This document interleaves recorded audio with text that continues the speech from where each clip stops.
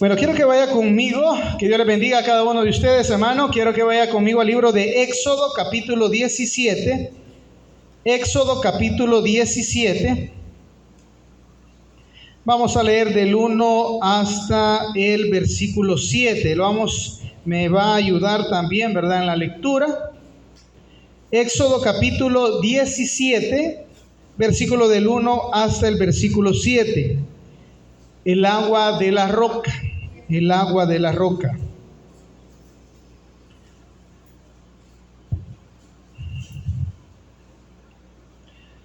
Si ya lo tiene, me dice un fuerte amén, hermano.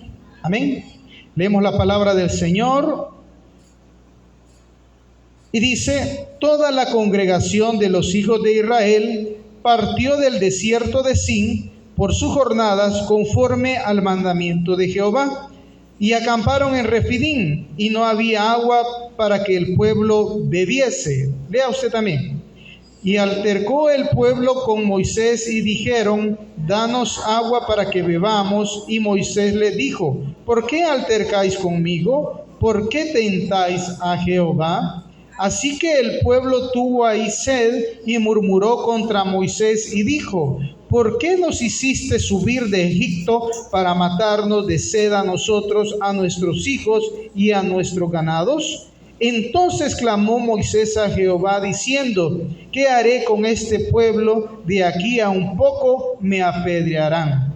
Y Jehová dijo a Moisés: pasa delante del pueblo y toma contigo de los ancianos de Israel, y toma también en tu mano tu vara con que golpeaste el río, y ve.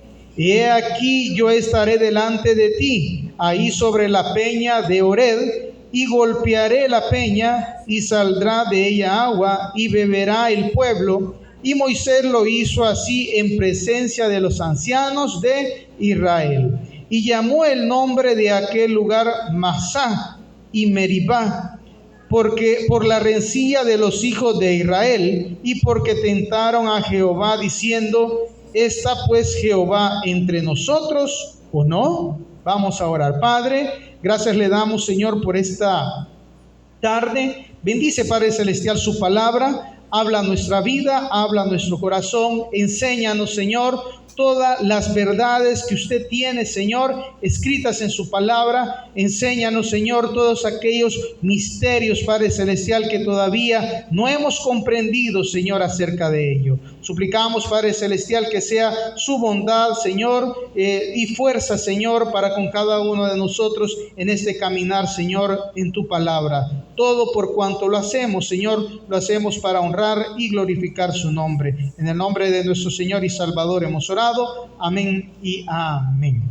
Bueno, mis amados hermanos, podemos ver que el pueblo sigue avanzando, ¿verdad?, por el desierto. Ya llevan alrededor, hermano, de los 2 meses, ¿verdad?, que están ellos caminando por el desierto. Quiero que vaya conmigo ahí a la par donde estábamos en el 16. Mire qué dice, 16.1. Quiero que vaya ahí a la par. Dice: y partió luego de Elim toda la congregación de los hijos de Israel y vino al desierto de Sin, que está entre Elim y Sinaí. ¿A los cuántos días, hermano? A los 15 días del segundo mes. ¿A los cuántos días? A los 15 días del segundo mes. Por eso les digo, hermanos, que es importantísimo que nosotros llevemos el calendario. ¿Por qué razón? Porque nosotros vamos identificando a qué mes y en qué día ellos van después de haber salido de Egipto. Acuérdense que de la salida de Egipto, ¿en qué mes salieron de Egipto? En el primer mes. A los 15 días salieron porque hicieron Pascua a Jehová. Y en esos 15 días, en ese 15º día, ellos salieron de Egipto. Ahora bien, ya llevan 15 días. Eso quiere decir que ya llevan un mes, ¿verdad? Desde que celebraron Pascua, ya pasó un mes desde que celebraron esa Pascua. Pero el mes ya sigue avanzando y ellos siguen caminando por el desierto porque tienen que llegar hasta el monte Sinaí, donde el Señor entregará los mandamientos. Vamos al 17 ahora, 17:1. Acuerde que se encontraban ellos en el desierto de Sin. Y dice el 17:1: toda la congregación de los hijos de Israel partió del desierto de Sin por sus jornadas conforme al mandamiento de Jehová, y acamparon en Refidim, y no había agua para que el pueblo bebiese. O sea que del desierto de Sin pasaron a otro desierto que se llama, ¿cómo se llama, hermano? Refidim, ¿verdad? Pasaron a este otro desierto, hermano, en el cual ellos pues iban en dirección hacia el monte Sinai. Ahora bien, allá textos anteriores, ¿verdad? Habíamos hablado de que ellos ya habían pasado un momento de sed y las aguas que tomaron eran amargas, ¿verdad? Y el Señor las endulzó. Pero nuevamente esa reserva que traían de agua se empezó a terminar. Y empezó, hermano, el pueblo nuevamente ¿a qué? A murmurar, a quejarse, ¿verdad? Porque ya el agua se estaba agotando, se estaba terminando. Y dice la palabra de Dios, el versículo 2: y altercó el pueblo con Moisés y dijeron: danos agua para que bebamos. Y Moisés les dijo: ¿por qué altercáis conmigo? ¿Por qué tentáis a Jehová? Hermano, cuando se oye la palabra altercar, no quiere decir que le estaban diciendo suavemente. ¿Sí? Altercar, hermano, es que ya estaban buscando una situación de pelea. Discutían, ¿verdad? Porque el agua se estaba agotando o posiblemente ya no había agua. Entonces, lo que les explicaba en los anuncios, Moisés tenía una carga extremadamente difícil y llegó hasta un momento de decirle a Dios que mejor lo matase, porque ya no aguantaba la presión que tenía con todas estas personas. Y qué difícil es, mis amados hermanos, que las situaciones que se presentan en la vida de cada uno de nosotros, hermanos, claro, son difíciles, hermanos, son complicadas, pero el problema que, como les explicaba anteriormente, era que en vez de murmurar a Dios, empezar a orar. Quiero que vaya conmigo a Números capítulo 11.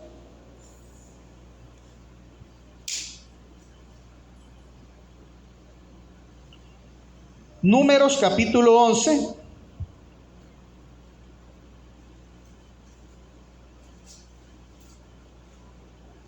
¿Lo tenemos ahí, hermano? Vamos al versículo 10. Números 11:10. Solo quiero tocar una parte bien importante que es lo que le acabo de decir. El pueblo de Israel ya en Números 11:10, siempre en el Antiguo Testamento. Ok. Aquí el pueblo, hermano, ya estaba cansado del maná, ¿verdad? Y ellos quieren comer carne y les da codornices. Y les dice la palabra de Dios. Vamos al versículo 11, capítulo 11, versículo 10. Y oyó Moisés al pueblo que lloraba por sus familias, cada uno a la puerta de su tienda, y la ira de Jehová se encendió en gran manera. También le pareció mal a Moisés. Y dijo Moisés a Jehová: ¿por qué has hecho mal a tus siervos? ¿Por qué no he hallado gracia en tus ojos, que has puesto la carga de todo este pueblo sobre mí? ¿concebí yo a todo este pueblo? ¿Lo engendré yo para que me digas, llévalo en tu seno? ¿Cómo lleva la que cría al que mama y a la tierra de la cual juraste a sus padres? ¿De dónde conseguiré yo carne para dar a todo este pueblo? Porque lloran a mí diciendo, danos carne que comamos.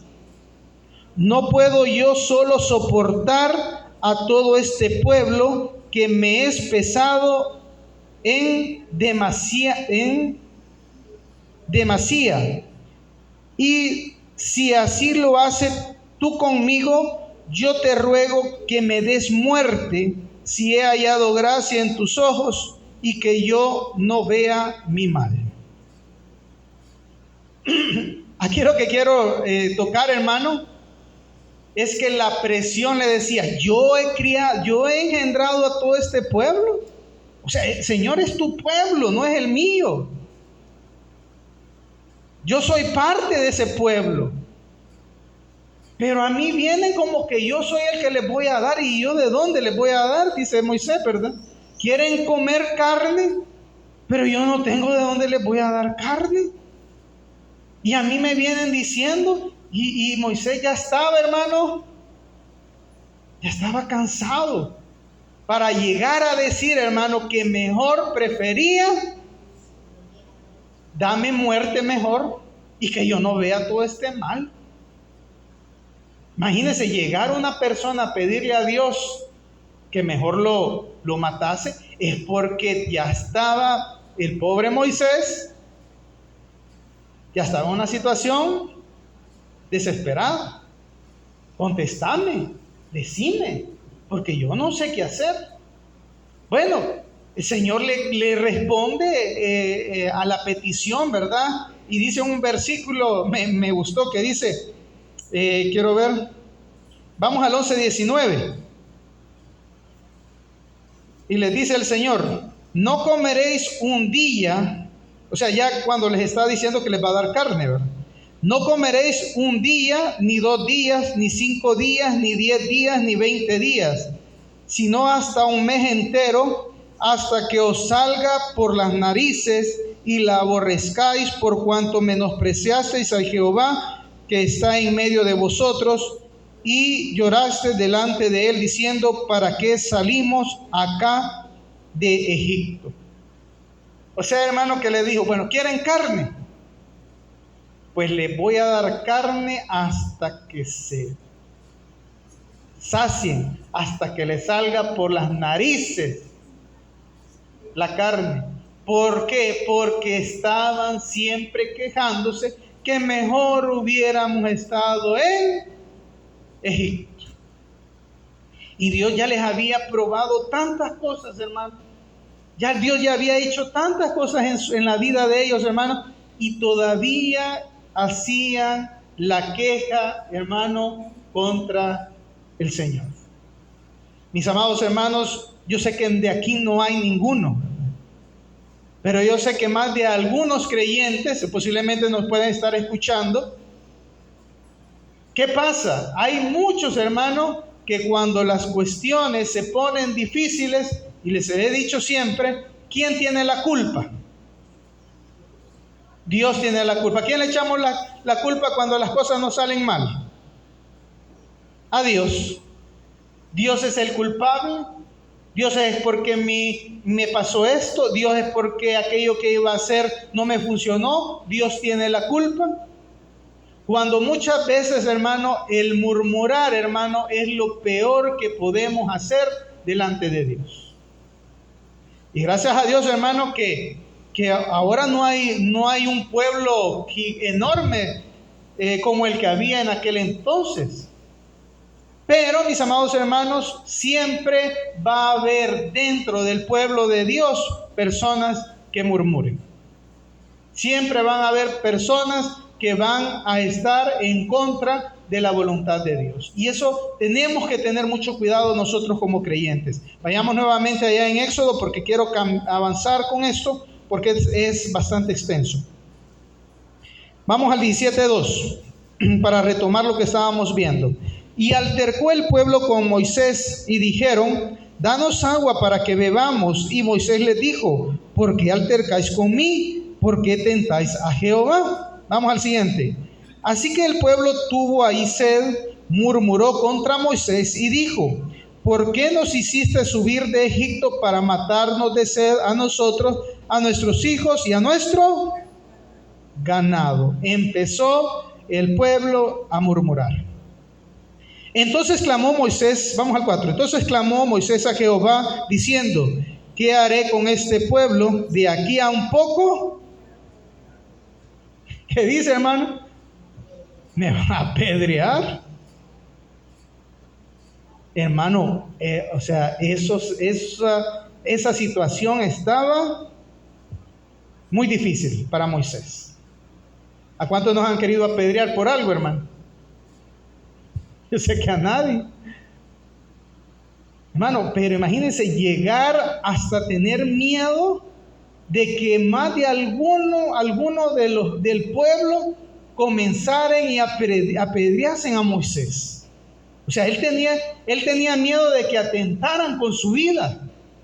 O sea, la cosa estaba difícil, hermano. Miren, nosotros vemos al pueblo y ahí va bien bonito el pueblo, pero todo el proceso que ellos pasaron, hermano, muchas veces lo desconocemos y no lo vemos. Y dice más adelante: entonces clamó Moisés a Jehová diciendo: ¿qué haré con este pueblo? De aquí a un poco me apedrearán. Y Jehová dijo a Moisés: pasa delante del pueblo y toma contigo de los ancianos de Israel, y toma también en tu mano tu vara con que golpeaste el río, y ve. He aquí yo estaré delante de ti, y ahí sobre la peña de Ored, y golpearás la peña, y saldrá de ella agua, y beberá el pueblo. Y Moisés lo hizo así en la presencia de los ancianos de Israel. Y aquí es donde nos vamos a detener y vamos a empezar a hablar un poco más de esto, hermano, que tiene mucho que ver en cuanto al ámbito espiritual para nosotros como creyentes, ya en nosotros, en nuestro tiempo. Y mis amados hermanos, todos sabemos o hemos escuchado más de alguna vez que la roca representa ¿a quién, hermano? A Cristo. Y el agua que ellos bebieron es el agua espiritual. Es el agua espiritual que ellos bebieron. ¿A dónde está eso? Quiero que vaya conmigo a 1 Corintios, y aquí vamos. Espero que las páginas de la Biblia estén sueltas, hermano, porque vamos a hacer una. 1 Corintios capítulo 10, vamos a estar viendo muchos pasajes bíblicos. 1 Corintios capítulo 10, versículo. Vamos a leer desde el 1 en adelante, pero vamos a llegar hasta el 3, que es el que nos interesa. 1 Corintios capítulo 10, versículo 1.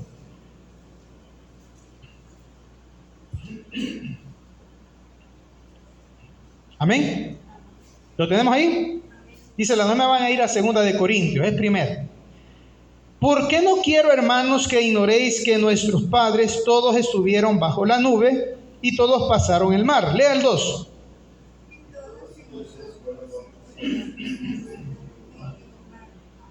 Y todos comieron el mismo alimento espiritual. ¿Cuál es el alimento espiritual, hermano? El maná, correcto. Dice el 4. ¿Qué dice?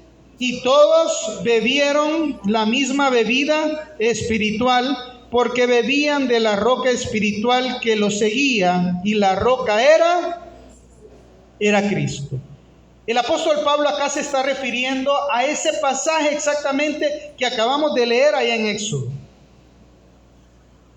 Entonces, ¿quién fue o qué fue lo que representaba, hermano, la roca en el desierto? Representaba a Cristo. Y el agua, hermano, que ellos bebían era lo espiritual.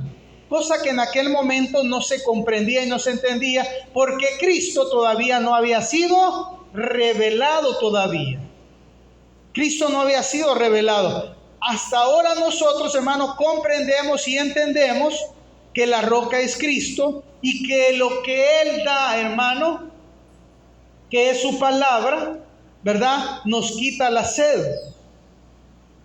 ¿Por qué razón, hermano? Se recuerda de la mujer samaritana. Sí, cuando nos acordamos de ese evento en Juan capítulo 4, de la mujer samaritana. El Señor estaba en un pozo y la mujer iba a sacar agua, ¿verdad? Pero le dice el Señor: si bebieres del agua que yo te daré, no tendrás sed jamás. La palabra de Dios, hermano, es algo espiritual, es algo que va a llenar mi vida, es algo que va a complementar mi vida. La palabra de Dios, hermano, es la que me va a quitar mi sed espiritual.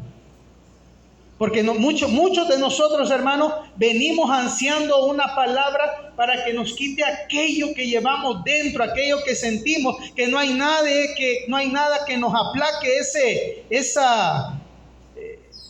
esa sensación, no hay nadie que me quite ese sentimiento que yo estoy presentando en ese momento.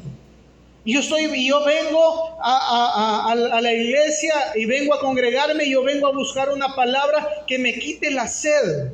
Pero esa sed espiritual que muchos andamos buscando, queriendo encontrar la verdad de nuestro Señor. Queriendo buscar una palabra que me aliente, que me ayude, que me dé vida. Y la palabra de Dios es la que nos da vida a cada uno de nosotros. Si nosotros no tomamos agua, hermano, ¿qué pasa? Nos morimos porque es una parte esencial para que nosotros tengamos vida. El agua, hermano, espiritual que ellos tomaron es la misma agua que Cristo vino a darnos a nosotros y es su palabra, hermano. Y correrán sobre ustedes ríos de agua viva. ¿Cuándo van a correr esos ríos de agua viva? Cuando yo me goce, me deleite, ¿en qué? En la palabra de Dios. Cuando yo vea, hermano, sienta que eso es algo esencial, así como el agua, hermano, es vital para nosotros en nuestro cuerpo, hermano, que la palabra de Dios también sea lo vital para nuestra vida espiritual. Y hasta ahí vamos a entender, hermano, que lo que el Señor hace en nuestra vida. Pero, hermano, muchas veces tenemos esa sensación, pero no buscamos, hermano, el agua que nos va a dar vida eterna. Dice la palabra en el 4. Todos bebieron de la misma bebida espiritual, porque bebían de la roca espiritual que los seguía, y la roca era Cristo. Pero mira que dice el 5. Pero de los más de ellos no se agradó Dios, por lo cual quedaron postrados en él. ¿Por qué no se agradó Dios, hermano? Porque empezaron a murmurar. A pesar de que Dios les entregaba el agua espiritual para que viviesen, hermano, siempre murmuraban. El Señor nos ha dado también el agua espiritual a nosotros. ¿Y sabe qué pasa, hermano, con algunos creyentes? Seguimos murmurando. Seguimos hablando mal del Evangelio. Seguimos hablando mal de la palabra de Dios. No, si es que Dios es mentira. Y Dios es el que nos ha dado la vida. Y es mentira, hermano. Mostrame a Dios, le dice. Ay, hermano, si tanto, hermano, tenemos, como les he explicado en muchas ocasiones, tantas muestras de que Dios existe, hermano. ¿Cómo queremos? Escuchaba a unos científicos y decían que si el sol daba más luz, o sea, sus rayos, nos quemamos. Y si el sol disminuye su luz, nos congelamos. ¿En qué se sostiene la Tierra, el planeta? ¿Sí? No hay nada debajo. El hombre le llama gravedad, y así le ha puesto gravedad. Pero ¿qué sostiene o quién le da la fortaleza para que haya esa gravedad? Si no es el Creador, Dios. Increíble las cosas que el Señor hace. Y hermano, es importantísimo, hermano, que nosotros no dependamos de lo que los demás dicen, sino que dependamos de lo que Dios hace en nuestra vida. ¿Por qué? Porque eso es lo que pasaba. Uno murmuraba, ¿qué empezaba a hacer? El otro empezaba a murmurar. ¿Qué pasa? Mira la hermana, la falda que anda, ya viste cómo anda la hermana, la falda, ¿verdad? Empieza a murmurar. Mira, ya viste el pelo que anda la hermana, ¿verdad? Mire, y empezamos a murmurar. Y empiezan, hermano, ¿a qué? A hablar de otras, y las otras personas, sí, tenés razón, sí. Y empieza aquello, hermano, a empezar a murmurar y a murmurar, a destruir el cuerpo de Cristo. A destruir el cuerpo de Cristo.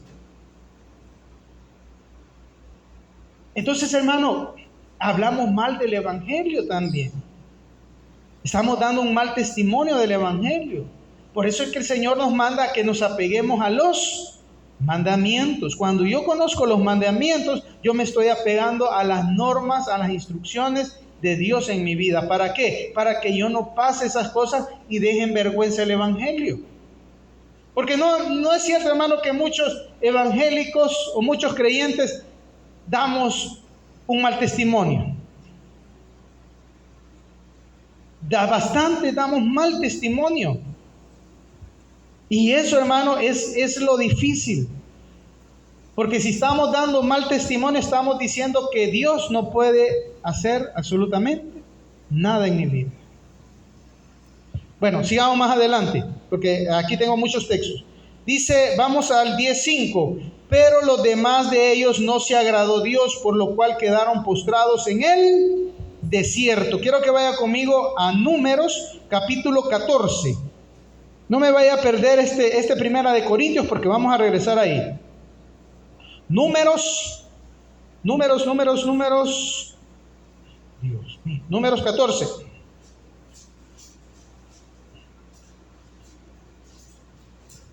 Versículo 29.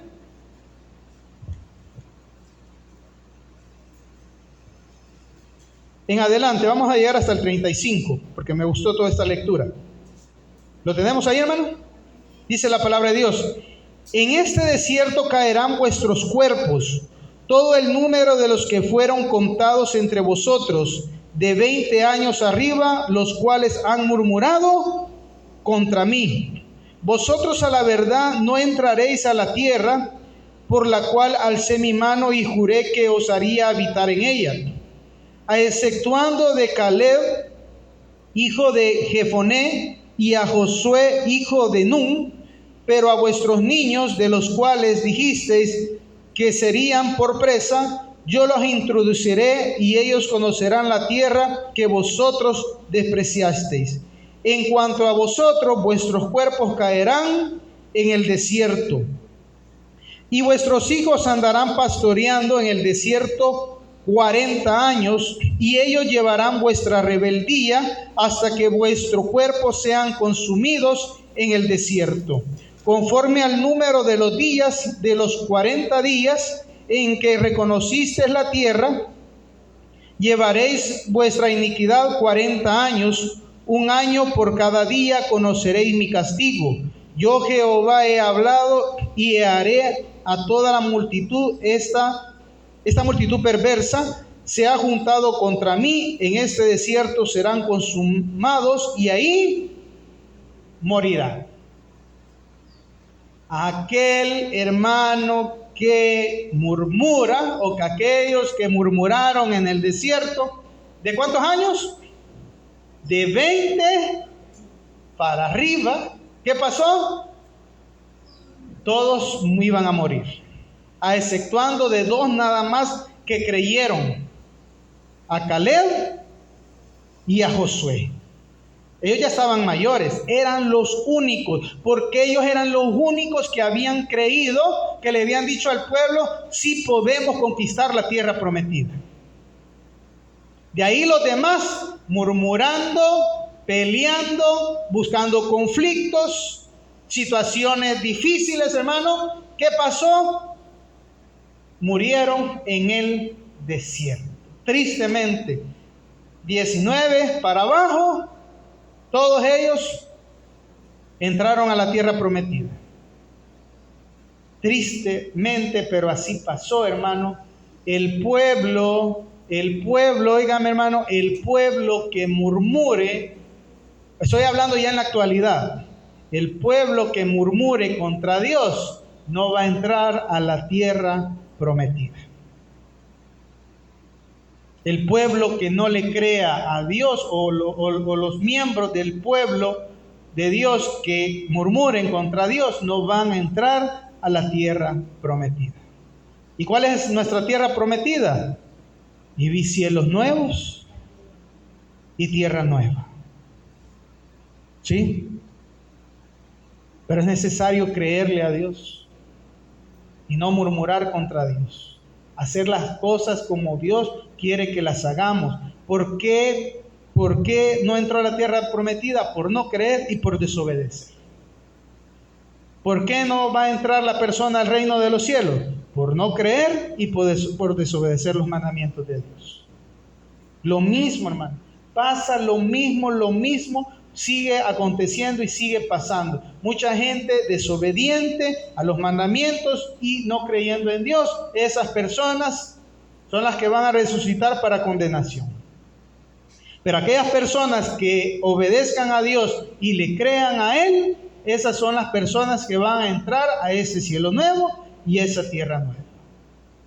¿De qué parte queremos estar nosotros? Pues usted tiene que ver con Dios ahí. Vamos nuevamente a Corintios, Primera de Corintios, vamos de nuevo, hermano. 10, ¿verdad? ¿Dónde estábamos? Póngale el dedito ahí. Dice, vamos al versículo 7. Ni seáis idólatras como algunos de ellos, según está escrito, se sentó el pueblo a comer y a beber y se levantó a jugar. ¿Cuándo fueron idólatras el pueblo de Israel, hermano? En el becerro. ¿Se recuerdan el becerro de oro?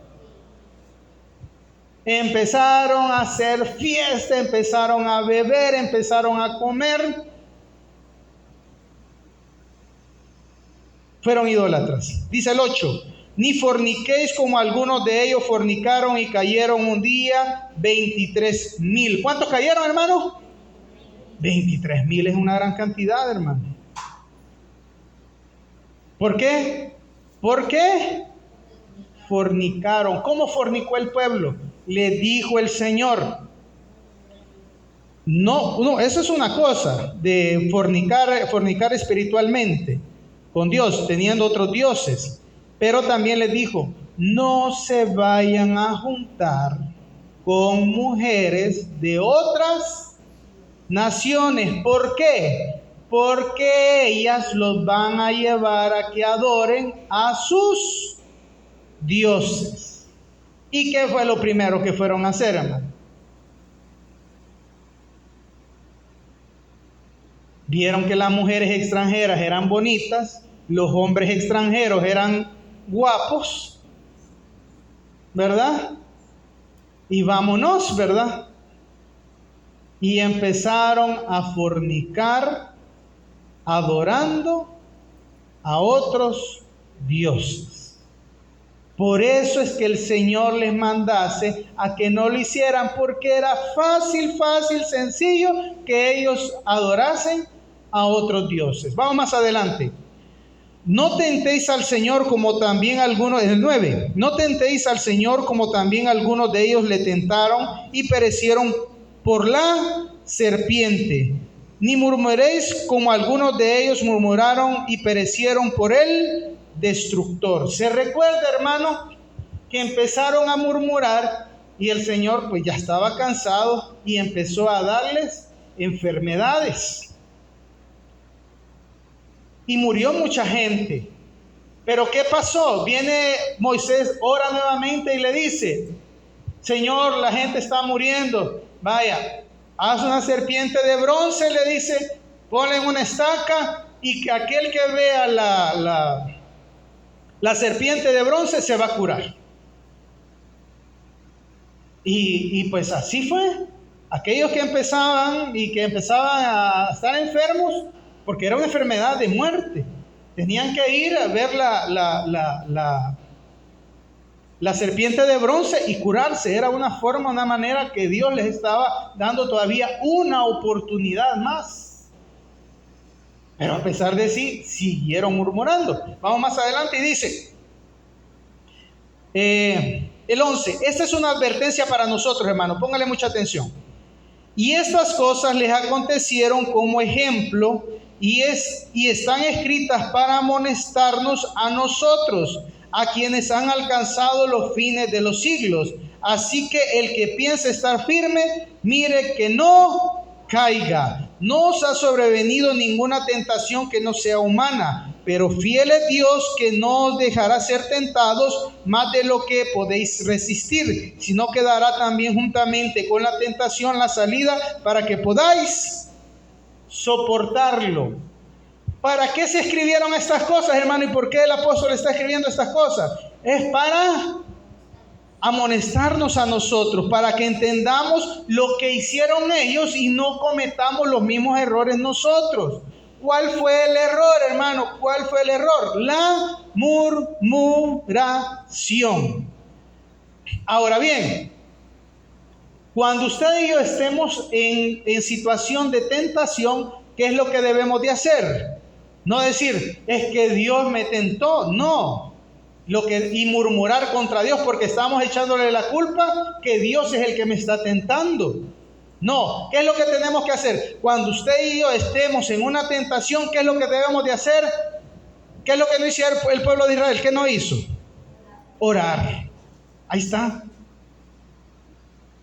Cuando usted esté en una tentación, en una situación difícil, usted tiene que orar. No decir, es que Dios tiene la culpa. Es que Dios pasó esto. Es que Dios no es Dios nos pone, dice la palabra de Dios. No ha sobrevenido ninguna tentación que no sea humana, pero fiel es Dios, que os dejará ser tentados más de lo que podéis resistir, sino que dará también juntamente con la tentación la salida. Ok, ¿quién fue quien tentó a Pedro para que negase al Señor? ¿Ah? ¿Quién fue? Satanás. Satanás es el que tienta. ¿Quién fue a tentar a Job para que le pasaran todas las cosas? Satanás. ¿Sí? Pero Dios le permitió hasta dónde puede aguantar la persona. Y por eso Dios nos da la salida. ¿Por qué deja Dios que Satanás nos tiente? Para probar nuestra fidelidad. Ahí está claro, hermano. No es que Dios nos tiente. Y usa, por decirlo así, no sé si sería bueno llamarlo a Satanás como instrumento para tentarnos, para ver qué tan fieles somos nosotros.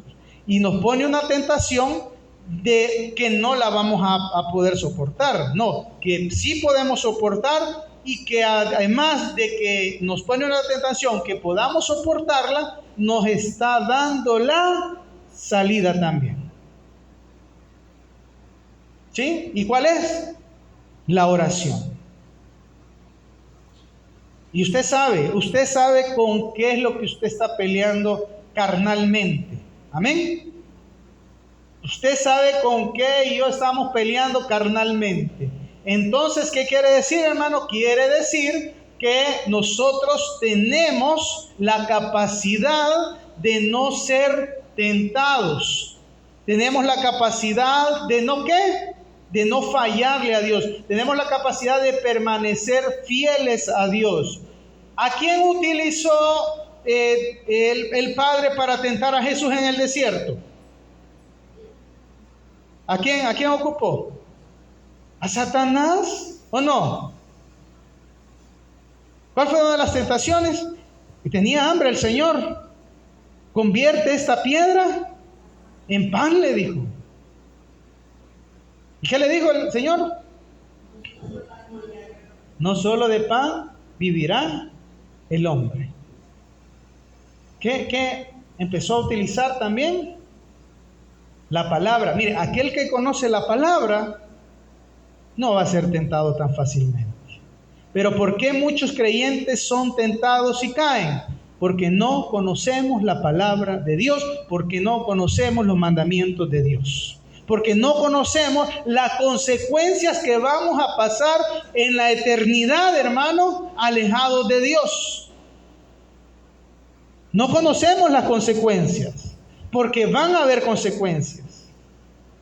El acta de decretos, hermano, de cada una de las cosas que nosotros estemos haciendo, se van a estipular. La paga del pecado es muerte. Entonces, ¿qué pasa, hermano? Dice ahí en Apocalipsis. Vamos a Apocalipsis, el 22 creo que es. Vamos a Apocalipsis, ya le digo el texto. 21, perdón.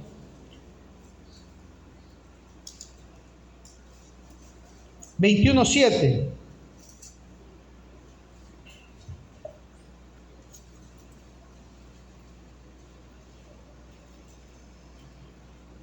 Dice, ¿les demos la palabra de Dios?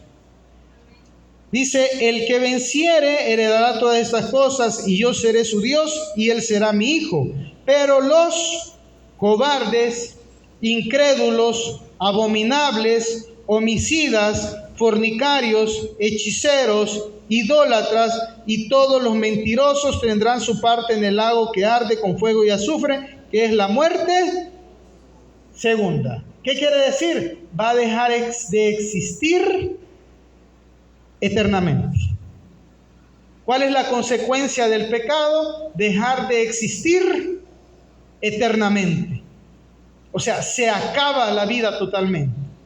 El único que nos da la vida es el Señor, y Él la quita, y cuando Él la quita, hermano, deja de existir. Van a resucitar para condenación, para tener su juicio, pero van a llegar a una muerte segunda. ¿Cuál es la muerte segunda? Aquí en carne, le voy a poner mi ejemplo. Yo estoy vivo, me voy a morir, es mi muerte primera. Pero vengo yo, cuando venga nuestro Señor en su venida, va a resucitar. Van a haber unos que van a resucitar para condenación y otros que van a resucitar para vida eterna. Si yo resucito para condenación, yo voy a ser juzgado. ¿Y cuál va a ser mi condenación? Mi muerte va a ser la muerte segunda. Por eso es que es la muerte segunda, porque ya me había muerto la primera vez estando aquí en esta carne. En la resurrección voy a morir nuevamente, pero voy a tener una muerte eterna. Completamente, o sea, voy a dejar de existir totalmente. Se acabó todo. Pero los que vayan a resurrección de vida van a ir a ese cielo nuevo y esa tierra nueva. ¿A dónde queremos estar nosotros, hermano? ¿En una vida nueva, en un cielo nuevo, en una tierra nueva? Yo creo que eso es lo que anhelamos nosotros como creyentes, ¿o no? Eso es lo que anhelamos, eso es lo que queremos pelear, es lo que luchamos nosotros. Entonces, ¿qué es lo que tengo que hacer? Creer y obedecer, y no murmurar. Creer, obedecer y no murmurar. Esa es, creo yo, que sería la lección de esta porción de la palabra. Creer, obedecer y no murmurar. Eso es lo que debemos de hacer como creyentes. ¿Por qué? Porque la roca, hermano, es Cristo. Efesios 2:20. Efesios 2:20.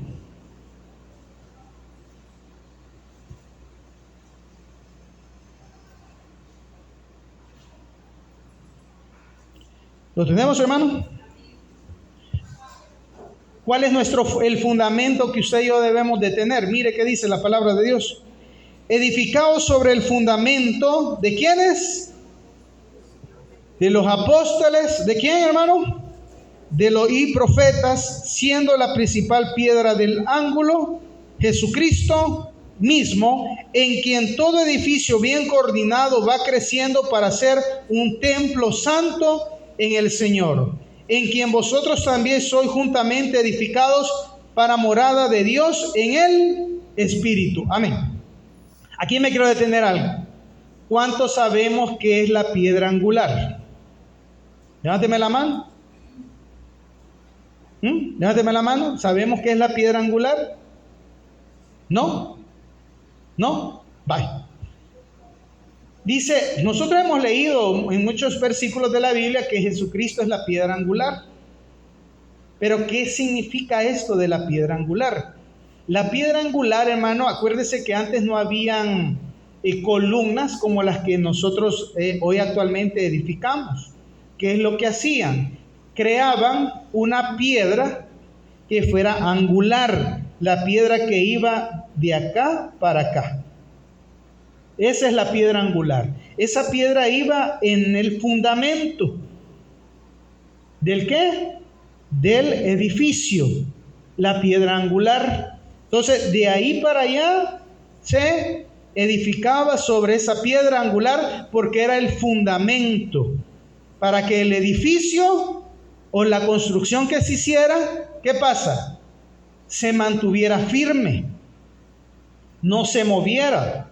Nosotros hoy en día tenemos columnas y si usted se fija en las esquinas, forma también la misma angulación. ¿Por qué? Porque eso le da firmeza a una construcción. Le da la base para una construcción. Le voy a dejar de tarea que busque, cuando vaya a buscar en internet, no se vaya a meter a TikTok, ni a Facebook, ni vaya a Google y ponga la piedra angular. Y ahí va a ver la imagen de una piedra angular y cómo es que se colocaba esa piedra angular. Entonces dice la palabra de Dios, edificados sobre el fundamento de los apóstoles y profetas, siendo la principal piedra del ángulo Jesucristo mismo. De Jesucristo, hermano, viene todo lo que es la palabra de Dios en nosotros, hermano.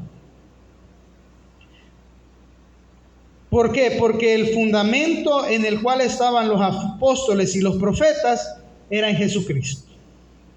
Fuera de Él, hermano, no hay absolutamente nada. Si no fundamentamos nuestra fe, nuestras doctrinas en Cristo, no vamos a tener un verdadero fundamento. De ahí tenemos que partir. Porque los apóstoles y los profetas, hermano, tenían como piedra angular a Jesucristo.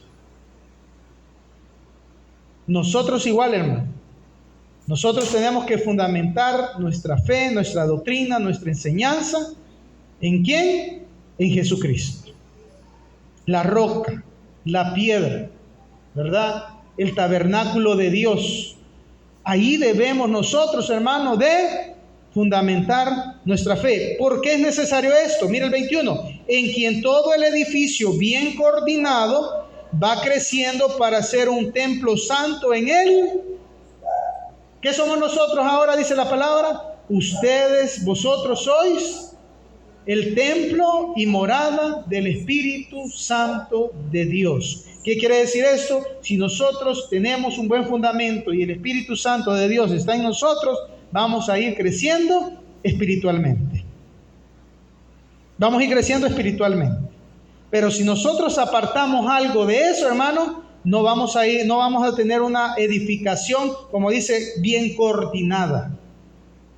Tenemos que tener, por ejemplo, los albañiles y todo eso, saben cómo tienen que ir coordinando y poniendo las cosas para que el edificio no se caiga.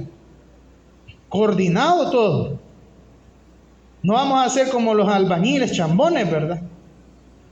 Disculpen que me voy a salir un poquito de lo que casi no me gusta meter mucho, pero ¿cuántos hemos visto las películas de Cantinflas? ¿Y cuántos se acuerdan que Cantinflas lo mandan a hacer una pared? Y la pared la deja toda, no sirve la pared, la tuvieron que botar de nuevo. ¿Por qué? Porque no iba una coordinación. Nosotros, hermano, como cuerpo de Cristo, tenemos que coordinarnos. ¿Y cuál es nuestro fundamento? Cristo, Cristo, Cristo, la piedra del ángulo, Cristo, el Espíritu Santo en nuestra vida como templo de Dios, y vamos a ir creciendo espiritualmente. ¿Cómo, hermano? No murmurando, creyendo y obedeciendo. Amén. Llevamos esa tarea en nuestra vida, en nuestro corazón. Llevamos mucho que aprender, hermano, y vamos mucho que aprender. El pueblo de Israel, lastimosamente, perecieron en el desierto. No quiero, hermano, que cada uno de nosotros en aquel día, cuando resucitemos, vayamos a perecer, vayamos a la muerte segunda. ¿Cuántos queremos ir a la muerte segunda?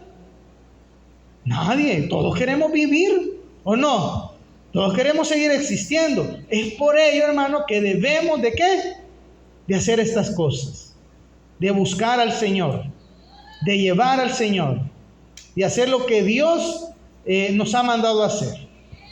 Y tenemos mucho trabajo, primeramente en nuestra vida, para poder exponer afuera también lo que es el mensaje de la palabra del Señor. Regala una ofrenda de palmas al Rey, vamos a orar. Padre, agradecidos estamos, Señor, por su palabra. Gracias que a través, Señor, de ella hemos aprendido, hemos conocido, Señor, todo este proceso que el pueblo de Israel está atravesando en el desierto. Nuevamente el pueblo de Israel tuvo sed. Nuevamente el pueblo de Israel empezó a murmurar, empezó a exigir, a altercar con Moisés. Pero sabemos, Señor, que ese no es el camino correcto como creyentes a través, Señor, de nuestra vida. Que a pesar de las circunstancias, situaciones que estemos atravesando, no podemos echarle la culpa a otra persona, que nada puede hacer. El único que tiene el control de nuestra vida es Dios.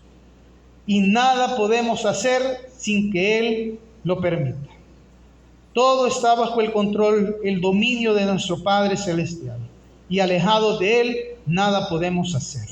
Es importante que cada uno de nosotros tomemos nuestra responsabilidad de nuestra vida y no echarle la culpa a otra persona. Cada uno tiene una responsabilidad y es guardar su ser para el día de la resurrección. Padre Celestial, gracias, bendito Dios, porque nos has enseñado esta verdad.